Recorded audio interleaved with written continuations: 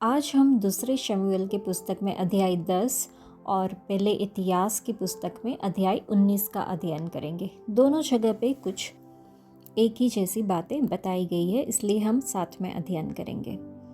इसके बाद अम्मोनियों का राजा मर गया और उसका हानून नाम पुत्र उसके स्थान पर राजा हुआ।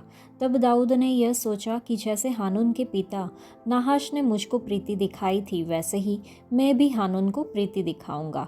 तब दाऊद ने अपने कई कर्मचारियों को उसके पास उसके पिता के विषय शांति देने के लिए भेज दिया और दाऊद के कर्मचारी अम्मोनियों के देश में आए।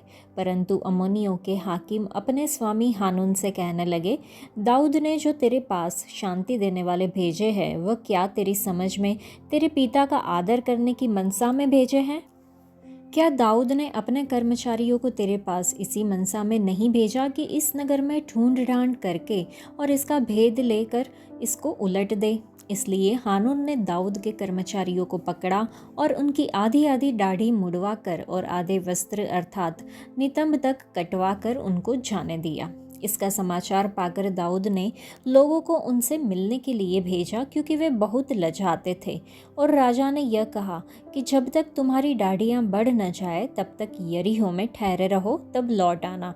जब अम्मोनियों ने देखा कि हमसे दाऊद अप्रसन्न है, तब अम्मोनियों ने बेत्रहोब और सोबा के 20,000 अरामी प्यादों को और 1,000 पुरुषों समेत माका के राजा को और 12,000 तोबी पुरुषों को वेतन पर बुलवाया।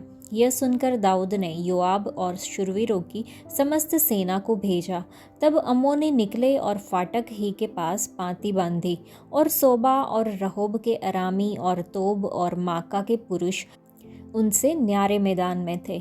यह देखकर कि आगे पीछे दोनों ओर हमारे विरुद्ध पाँति बांधी है, योआब ने सब बड़े बड़े इस्राएली वीरों में से बहुतों को छांटकर अरामेयों के सामने उनकी पाँति बंधाई और लोगों को अपने भाई अभिषेक के हाथ सौंप दिया, और उसने अम्मोनियों के सामने उनकी पाँति बंधाई।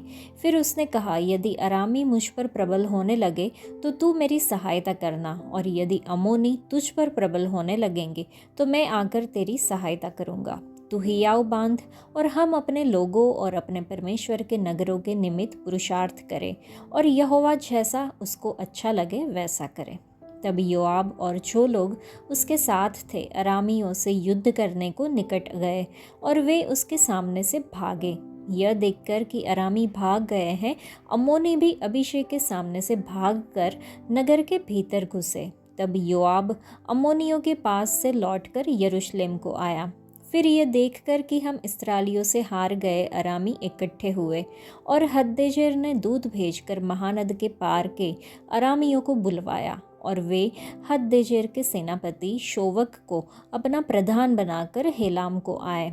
इसका समाचार पाकर दाऊद ने समस्त इस्राएलियों को इकट्ठा किया और यरदन के पार होकर हेलाम में पहुंचा। तब अराम दाऊद के विरुद्ध पाँति बांधकर उससे लड़ा, परंतु अरामी इस्राएलियों से भागे, और दाऊद ने अरामियों में से 700 रथियों और 40,000 सवारों को मार डाला, और उनके सेनापति शोबक को ऐसा घायल किया कि वह वहीं मर गया। यह देखकर कि हम इस्राएल से हार गए हैं, जितने राजा हददेजेर के अधीन थे उन सबों ने इस्राएल के साथ संधि की और उसके अधीन हो गए, और अरामी अम्मोनियों की और सहायता करने से डर गए। पहले इतिहास का 19वां अध्याय अब हम पढ़ेंगे। लिखा है, इसके बाद अम्मोनियों का राजा नाहाश मर गया और उसका पुत्र उसके स्थान पर राजा हुआ। तब दाऊद ने यह सोचा कि हानून के पिता नाहाश ने जो मुझ पर प्रीति दिखाई थी, इसलिए मैं भी उस पर प्रीति दिखाऊंगा। तब दाऊद ने उसके पिता के विषय शांति देने के लिए दूत भेजे, और दाऊद के कर्मचारी अम्मोनियों के देश में हानून के पास उसे शांति देने को आए। परंतु अम्मोनियों के हाकिम हानून से कहने लगे, दाऊद ने जो तेरे पास शांति देने वाले भेजे हैं, वह क्या तेरी समझ में तेरे पिता का आदर करने की मनसा से भेजे हैं? क्या उसके कर्मचारी इसी मनसा से तेरे पास नहीं आए कि ढूंढ ढांड करे और नष्ट करे और देश का भेद ले? तब हानून ने दाऊद के कर्मचारियों को पकड़ा और उनके बाल मुड़वाए और आधे वस्त्र अर्थात नितंब तक कटवा कर उनको जाने दिया। तब कितनों ने जाकर दाऊद को बता दिया कि उन पुरुषों के साथ कैसा बर्ताव किया गया। सो उसने लोगों को उनसे मिलने के लिए भेजा, क्योंकि वे पुरुष बहुत लजाते थे। और राजा ने कहा, जब तक तुम्हारी दाढ़ियाँ बढ़ न जाए तब तक यरीहो में ठहरे रहो और बाद को लौट आना।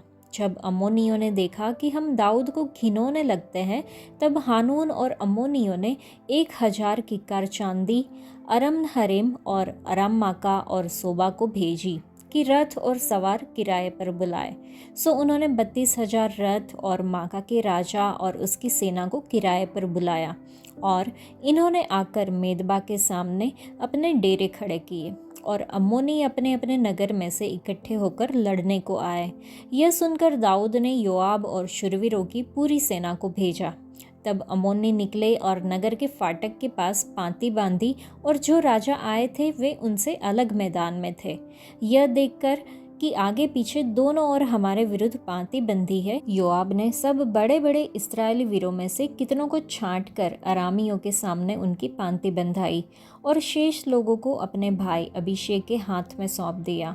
और उन्होंने अम्मोनियों के सामने पांति बांधी। और उसने कहा, यदि अरामी मुझ पर प्रबल होने लगे तो तू मेरी सहायता करना, और यदि अम्मोनी तुझ पर प्रबल होने लगे तो मैं तेरी सहायता करूँगा। तू ही याव बांध, और हम सब अपने लोगों और अपने परमेश्वर के नगरों के निमित्त पुरुषार्थ करें, और यहोवा जैसा उसको अच्छा लगे वैसा ही करेगा। तब योआब और जो लोग उसके साथ थे अरामियों से युद्ध करने को उनके सामने गए, और वे उसके सामने से भागे। यह देखकर कि अरामी भाग गए हैं, अम्मोनी भी उसके भाई अभिषेक के सामने से भागकर नगर के भीतर घुसे।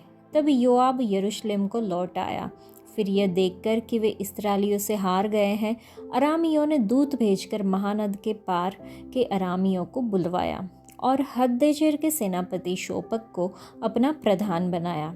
इसका समाचार पाकर दाऊद ने सब इस्राएलियों को इकट्ठा किया और यरदन पार होकर उन पर चढ़ाई की और उनके विरुद्ध पांति बंधाई। तब वे उससे लड़ने लगे, परंतु अरामी इस्राएलियों से भागे, और दाऊद ने उनमें से 7,000 रथियों और 40,000 प्यादों को मार डाला, और शोपेक सेनापति को भी मार डाला। यह देखकर कि वे इस्राएलियों से हार गए हैं, हददेजेर के कर्मचारियों ने दाऊद से संधि की और उसके अधीन हो गए, और अरामियों ने अम्मोनियों की सहायता फिर करनी न चाही। पहले इतिहास की पुस्तक के 19वें अध्याय में हमने 13वें वचन में, और दूसरे शमूएल की पुस्तक के 10वें अध्याय में 12वें वचन में हमने एक सामान्य बात को देखा। दाऊद की सेना के सेनापति योआब युद्ध के लिए सेना की व्यवस्था करने में कड़ी मेहनत कर रहा था, और यह वह बड़ी समझदारी से कर रहा था। लेकिन वह यह जानते हुए भी काम कर रहा था कि अंत में सब कुछ परमेश्वर के हाथ में है। वह लोगों को साहसी बनने के लिए प्रोत्साहित करता था, और उन्हें यह समझने के लिए प्रेरित करता था कि साहसी बनने का उद्देश्य क्या है। उसने कहा कि हिम्मत रखो और अपनी बहादुरी का उपयोग अपने लोगों और अपने परमेश्वर के नगरों के लिए करो। योआब अपने सैनिकों को कई मोर्चों पर शत्रुओं के खिलाफ कठिन युद्ध में नेतृत्व दे रहा था। जब उसने महसूस किया कि उसके सैनिक विशाल सेना से घिरे होने के कारण घबरा रहे हैं, तो उसने उन्हें साहसी बनने की सलाह दी, क्योंकि वे न्यायपूर्ण उद्देश्य के लिए खड़े थे। उन्हें अपना सर्वश्रेष्ठ देने के लिए साहस बनाए रखना चाहिए, और इस बात पर विश्वास रखना चाहिए कि परमेश्वर उनके लिए जो उत्तम है वही करेंगे। हिम्मत रखो का आह्वान केवल शारीरिक शक्ति के बारे में नहीं है, बल्कि इसमें भावनात्मक, मानसिक और आत्मिक साहस भी शामिल है।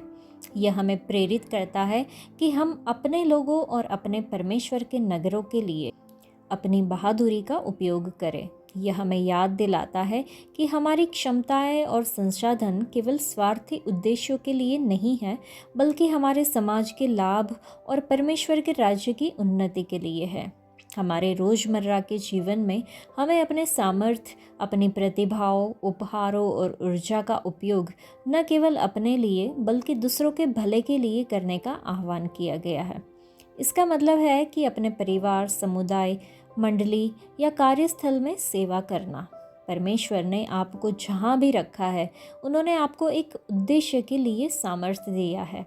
तो चलिए हम अपने परमेश्वर के साथ होने का भरोसा रखकर अपने हर चुनौती का सामना करें। हम अपनी प्रतिभाओं और संसाधनों का उपयोग अपने समाज के लाभ और परमेश्वर के कार्य को आगे बढ़ाने के लिए करें। नीति वचन के 24वें अध्याय में है कि यदि तू संकट के दिन हिम्मत हार जाए तो तेरी शक्ति बहुत कम है। हमारी सबसे बड़ी परीक्षाएं अक्सर हमें याद दिलाती है कि हम कितने कमज़ोर और संवेदनशील हैं। हालांकि हमारी अपनी शक्ति अपर्याप्त हो सकती है, फिर भी हम परमेश्वर में और उनकी महान सामर्थ्य में खुद को मजबूत बना सकते हैं। उन्होंने हमें भय का आत्मा नहीं दिया, बल्कि सामर्थ्य, प्रेम और संयम का आत्मा दिया है। इसलिए हिम्मत रखें, निडर होकर आगे बढ़े और अपनी आंखें उन पर स्थिर रखें जो हर समय आप पर नज़र रखते हैं। आज के लिए इतना ही। परमेश्वर आप सबको आशीष दे। धन्यवाद।